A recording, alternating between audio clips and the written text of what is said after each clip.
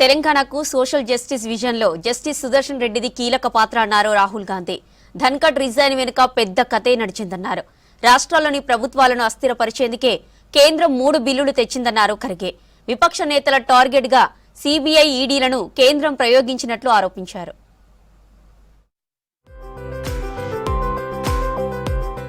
రాజ్యాంగంపై దాడి చేసే వారికి రాజ్యాంగ పరిరక్షకులకు మధ్య పోరాటం జరుగుతోందన్నారు ఎల్ఓపీ నేత రాహుల్ గాంధీ. ఉపరాష్ట్రపతి పదవికి ధన్కడ్ రిజైన్ వెనుక పెద్ద కథే ఉందన్నారు. రాజీనామా తర్వాత ఉపరాష్ట్రపతి ఒక్క మాటైనా మాట్లాడలేని స్థితిలో ఎందుకు ఉన్నారని ప్రశ్నించారు.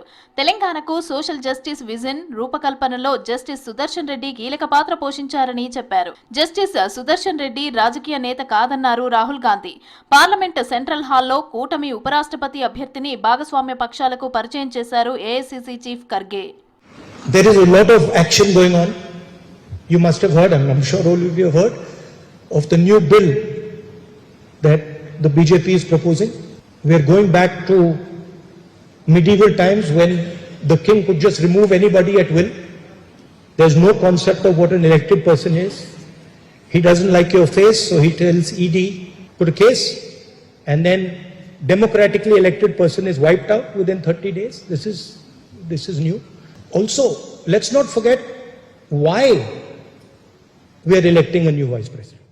రాష్ట్రాల్లోని ప్రభుత్వాలను అస్థిరపరిచేందుకు కేంద్రం 3 బిల్లులను తెస్తోందని విమర్శించారు ఏఐసీసీ చీఫ్ మల్లికార్జున ఖర్గే. 10 ఏళ్లుగా విపక్ష నేతలే టార్గెట్ గా ఈడీ, సీబీఐ, ఐటీ సంస్థలను కేంద్రం వాడుకుంటుందని ఆరోపించారు. పార్లమెంటులో నిర్ణయాత్మకంగా వ్యవహరించేందుకు ఉపరాష్ట్రపతిగా జస్టిస్ సుదర్శన్ రెడ్డి ఎన్నిక అవసరమని చెప్పారు ఖర్గే.